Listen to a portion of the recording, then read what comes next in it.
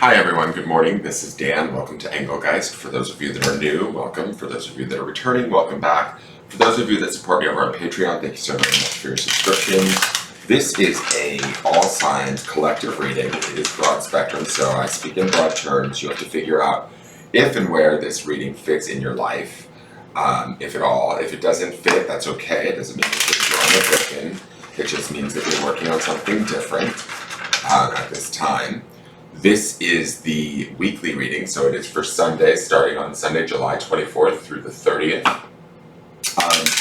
Each card will represent for a day or two of the week, and you may experience these cards in the way that they are, or you might only experience one, or you might experience all of them and some. There's a lot of flexibility with the reading, so take what you need and leave the rest. If you're seeing it on a date that's outside of those dates, that's okay. If it still makes sense to your life, please feel free to utilize it. You've probably found the reading when you're supposed to rather than when it was originally created for. So, if you're new to me, please check out the drop-down menu. In there is some housekeeping rules, what decks I'm using, how to contact me on social media for a private reading, where to follow me, all of that sort of stuff. You can share the video out on your social media feeds. Let people know about me, leave me a question or comment, and also very much, important is subscribing to the channel and hitting the notification bell because I do put up daily content, so you'll get notified when new videos go up. Also, hitting that thumbs up button really helps because it lets me know that you're enjoying the content. It also lets YouTube know the same. So if you like my videos, please hit that thumbs up button, and let's see what's going on with these cards.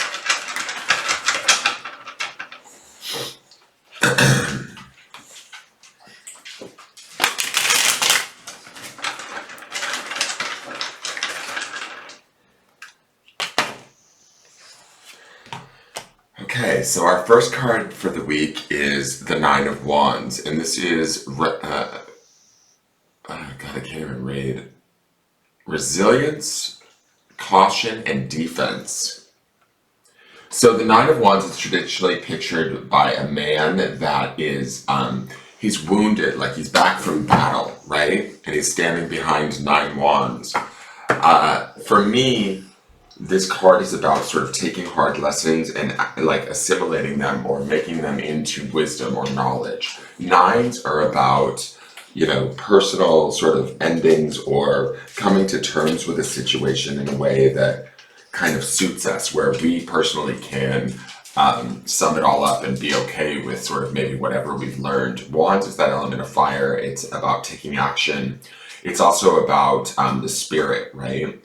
To me, when I see this particular Nine of Wands with the chair facing backwards, I always get this sense of the past, right? Where maybe we're coming to terms with the past, a situation that has not been very easy for us, a situation that has maybe, I don't want to say harmed us, but it's been challenging, right? And we've learned something in the process. This is about, to me personally, when I think of this card, it's about assimilating that learning. It's about taking maybe the hard knocks or the challenges that we've had up to this point and really sort of coming to terms with them. Like I said, with this chair facing backwards, it's like we look at the past and we make sense of it or settle with it. And I don't mean settle in a bad way, like accept it. I mean, there is an acceptance in the Nine of Wands, but there is this opportunity here to sort of transform or get beyond maybe the pain, the sadness, the frustration of a situation, and understand that it might have been for our highest good, or that there was some information or wisdom to be gleaned from it that assists us in becoming like a more full or complete or certainly more knowledgeable and aware person from whatever we've been through, right? So this is a nice card to have to start out the week, in the sense that there might be a lot of reflection in the early part of this week, reflecting back to, and I don't want to always reference the previous readings, but there was that Seven of Swords that kept showing up, and so maybe we are coming to terms with a situation that isn't necessarily, that has brought us grief and or sadness of some sort, but it's not all for nothing with the Nine of Wands, right? it makes us a more complete or whole, gives us a more complete or whole understanding of where we're at, what we're capable of, how to maybe react within similar situations in the future in ways that serve us rather than not. Does that make sense? So this will be, in my opinion, each one of you will be dealing with this in a different way. This will be about making like, I guess, completions or creating understandings with situations that maybe we didn't have leading up to this point, right? So becoming more whole is kind of how I see the Nine of Wands, even after being challenged in some way. And usually that challenge is pretty obvious or predominant, right? Because I say that because, like in the traditional card, he has those wounds from war. War is like a very impactful experience, right?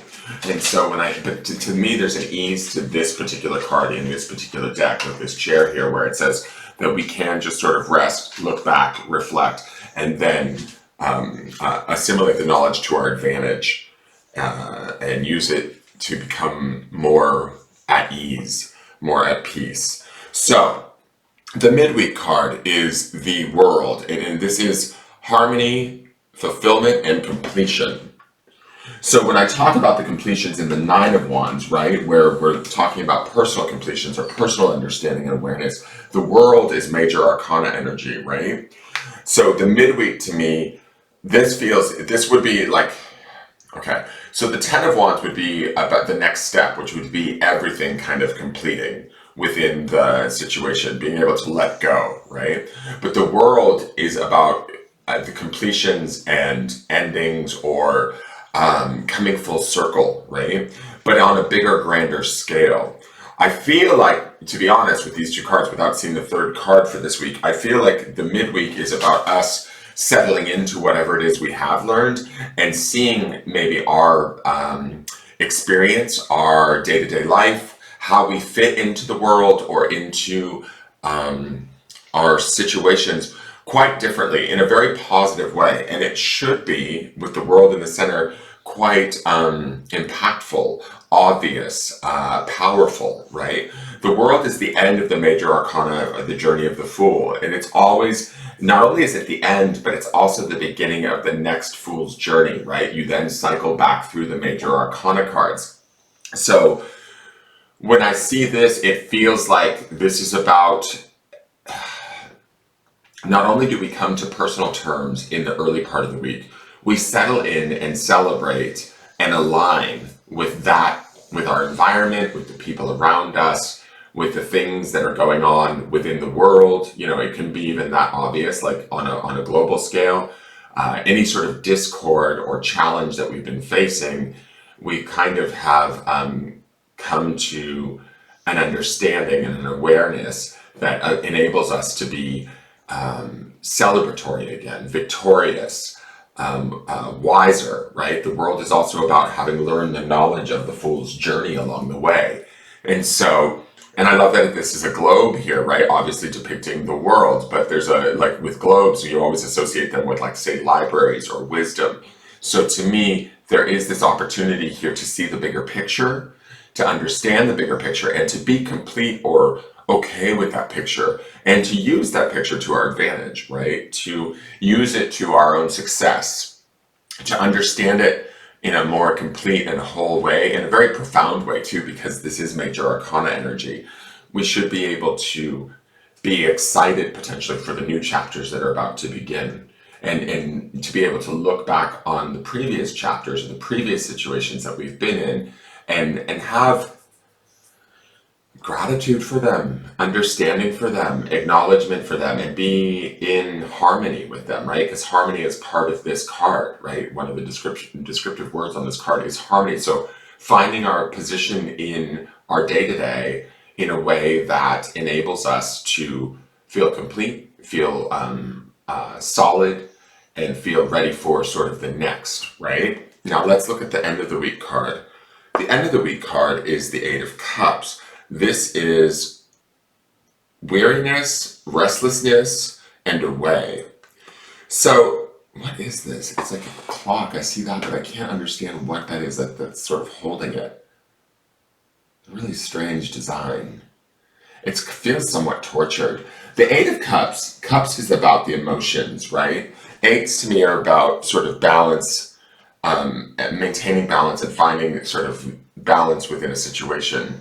The Eight of Cups is often depicted by a departure or a having to step away from something that's no longer working for us, an acknowledgement of that. It's not about staying and fighting. It's about sort of maintaining a peace and maybe being the bigger person and no longer engaging in a situation with that doesn't serve us or that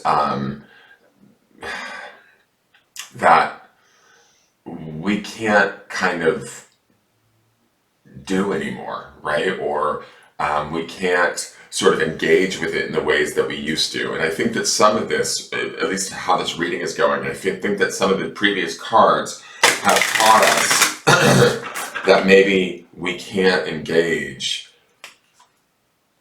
emotionally in situations the way that we have been up to this point. It's just not healthy. It's not bringing us the balance that the eight would provide. It's not bringing us the peace that we're seeking in both the Nine of Wands and that we're receiving in the world, right? The world could be our environment or situations around us providing us with awareness that makes us feel more whole and complete. But in that whole and completeness and in that wisdom that we obtain, we might make further realization that, okay, this is something that I have to move away from, change my connection to, take a break from, and we're doing it, in my opinion, because it's the Eight of Cups, from a place of maintaining emotional well-being, our own stability or balance within our own emotions. And so it sometimes, well, oftentimes the Eight of Cups doesn't, it signifies a decision or a stepping away that isn't necessarily always easy. It's kind of like a challenge. We have to look at things for what they are and are they really serving us? Are they really giving us what we need? The clock for me there, the little timepiece, feels like, there may have been what we might be working with this week or what we might be sort of completing this week maybe has taken up a fair amount of time in our life. And that time and the emotional way that we might feel about the situation is at the forefront. We're no longer allowed to maybe lie to ourselves or give any more to a situation because it just isn't giving us what we need, right? And that's some of the sort of like the anguish that I kind of feel in this card. The Eight of Cups isn't necessarily about anguish, but I feel that with this design, the sort of pinkish red and the timepiece being kind of trapped in there, it feels like wedged in there, almost painful. And cups can be, signifiers of emotions. They are. And so some of us might be feeling pain or pain that's so obvious that we just can't get beyond it. Like there's not, until we sort of make this choice to sort of draw boundaries or step away or remove ourselves or take the higher road. That's oftentimes how I associate the Eight of Cups, is about taking the higher road. And that's not always the easiest thing to do, right? And so, but I do feel hopeful because the previous two cards this week say to us that we are getting some sort of awareness and alignment within our world that enables us to feel empowered, strong, and complete. And then maybe the next steps towards the end of the week are about, emotionally now looking at things through a different lens and going like, okay, have I given too much time to this? Have I given too much energy to this? Is this actually shifting or changing in positive ways, or is it not? And what can I do to continue this sort of completion, growth, wisdom that we get from the Nine of Wands and the world? There is this sort of, with the Nine of Wands too, he's at war, so there is this semblance of being, of learning through challenge, right? And the Eight of Cups certainly has its challenge too, emotionally. So, how do I want to put this? If this week we feel slightly weary, or maybe even slightly confused as we move through it, more so with the Eight of Cups, but even the Nine of Wands can have its own sort of bewilderment in a way. I think that the world in the center is there to support us and show us maybe where we belong or where we need to be, how we need to hold ourselves, and then but we have to take sort of the action in the Nine of Wands and also sort of the emotional inventory that the Eight of Cups provides. Okay, I hope that makes sense. Let's go to the White Light Oracle. This is card number 1, the magnetism of Eros. We've seen this card before. It's interesting that it's this swirling red, and we've got this kind of red in the Eight of Cups too. The number 1 card always makes me think of the self, right? The focus on the self. It looks like these two lovers are sort of swirled up in a washing machine to me. A washing machine of not only passion, but also maybe frustration, or there could even be for some of you anger, or that could be the red of this. But they're trying to connect, right? Are we trying to connect better to ourselves, to understand ourselves? That would be the number 1 of this magnetism of Eros. Or it could be us within a relationship with someone, and it doesn't necessarily have to be romantic, but if we find ourselves feeling tossed and turned or not quite able to connect, this might be the reason why, and this might be where we're sort of learning how we fit within this relationship to self or to another, through the world and the Nine of Wands, and then making those decisions emotionally for hopefully our own well-being and the best well-being of the situation through the Eight of Cups. I'm now going to read you the magnetism of Eros.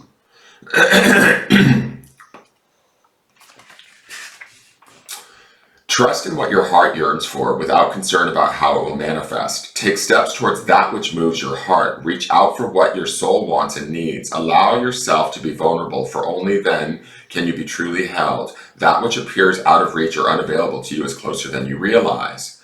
The magnetism of Eros is our soul's fascination with that which appears different and calls to us at a deep level. This soul-deep attraction inspires us to remain open, be passionate, and willing to engage with life, other people, and new vitalizing pathways and practices that inspire us. It keeps us moving on our authentic life path, living by the call of the heart. This oracle indicates that your heart is being called to a particular path or way in life. It may not make logical sense, but to honor the call of the heart is to honor the needs of the soul. The call of that heart can lead you into unknown and intriguing territory. It can feel liberating, but also unsettling. That could be the Eight of Cups at the end of the week too, guys, the unsettling feeling, emotionally.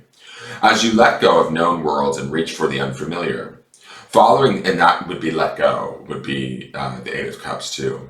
Following such a path will bring a fresh influx of energy and expand your understanding of yourself, your life path, and your higher purpose. It is meant to be.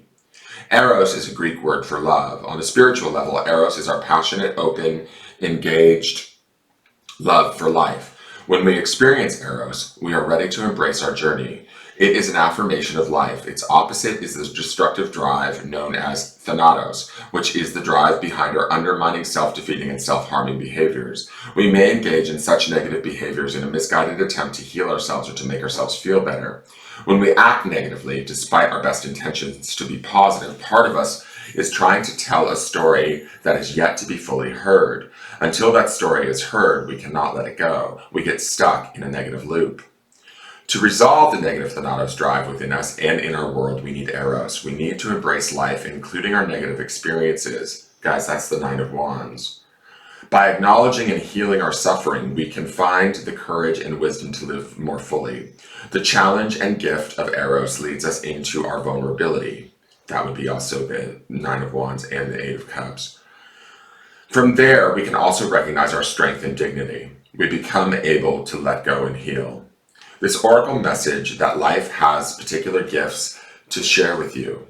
There is a promise of deep, soulful connection with your true self and with others, and a healing realization that you are truly desired and loved. You are encouraged to explore new pathways, especially if you feel out of your depth and a bit vulnerable in doing so, more so if they involve personal healing. The oracle indicates a path is opening up for you. It may not be the easiest way forward, but when your heart leaps at the prospect of it, know something truly special is unfolding for you through that pathway. Trust where your heart is leading you. The healing process. Take a moment to consciously connect with your breath and ground your awareness into the present moment. Place your hands over your heart.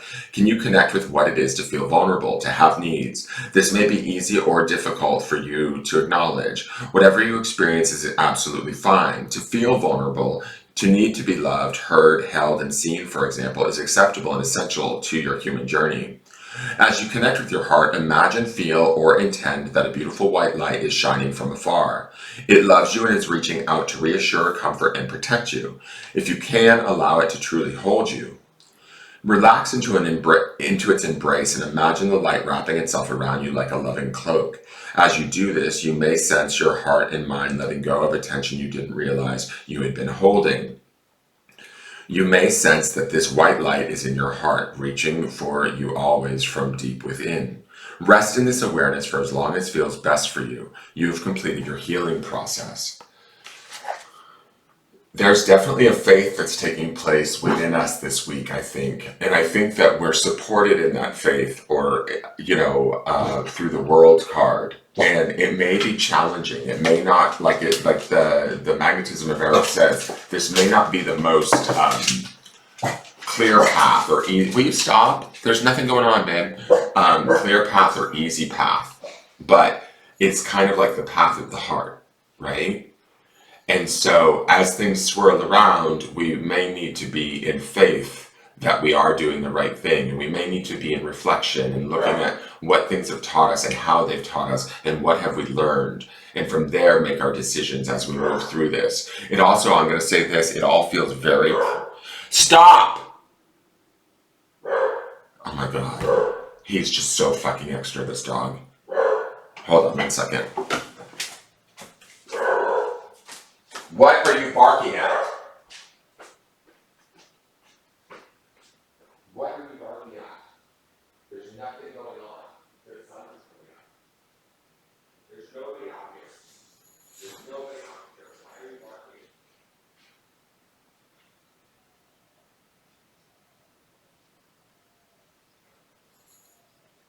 I don't understand. There's a cat's laying there. He's not doing anything. Ugh, this dog. He is extra. Wakes me up at 5 a.m. and then wants to bark during reading. He's just like on a tear, always. Now he's back in here with me like nothing's wrong. Okay. So, what I was going to say is there's this feeling of, to me, even though I see that stopwatch there, right? There's a feeling of being very much in the present moment this week. We may have to be with ourselves in the very present moment as to how we feel and what we're desiring, right, with that 9 of Wands. And that could be maybe uncomfortable for us or feel challenging as we get turned through this magnetism of Eros. We may be forced to look at what we love, what we desire, and do we believe that's possible for us? And that could be the challenge too. With the world in the center of the week, it feels like it's available to us, but we also have to understand that we kind of have to align ourselves within that plan and then trust and have faith that we can make it happen. All right, so let's go to the Hidden Truth card. I can be myself with you. I love it. To me, this is about owning who we are, how we feel, what we know, where we've been, how we've been hurt. And this might be with another person, right? Obviously with that magnetism of Eros, but it also could be within ourselves, right? There could be a deepening of our appreciation of ourselves or an understanding of ourselves that allows us to settle into who we are and what we desire, even if what we desire scares the shit out of us.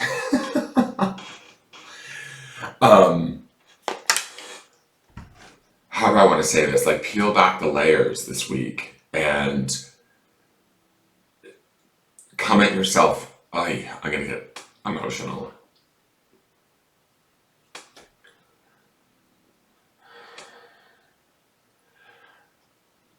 Come at yourself from a place of non-judgment. Understand that you are supported, that you are loved, whether that be by yourself, your higher self, your spirit, your God, the world around you. Connect to that. Own who you are. That's the I can be myself with you. Maybe we can actually, like, dare to dream and be ourselves within who we are, within the whole entire world, or those that we interact with. There was something in magnetism of Eros that said something about having like more soul deep connections with ourselves and with others around us. And that might be the goal this week. So keeping that in mind as we learn and as we unfold or uncover who we are and what we've learned from, maybe difficult situations, owning every aspect of ourselves, even the frailties, even the vulnerabilities, even the mistakes, because ultimately they're not necessarily really mistakes. They've all taught us something along the way, right? So love yourself this week. Even if, you're not dealing with an outside situation, it might just be within yourself, but come to those terms and bring yourself sort of into the fold is my feeling with this reading. It should be a really powerful week. And I look forward to seeing how the cards build, to see what builds upon this energy. Thank you so much for watching. Please hit that thumbs up button, share the video out, leave me a question or comment, say hello if you're new to me, and subscribe to the channel and hit that notification bell, guys. And I look forward to seeing you guys tomorrow. Have a wonderful day and take care. Bye-bye.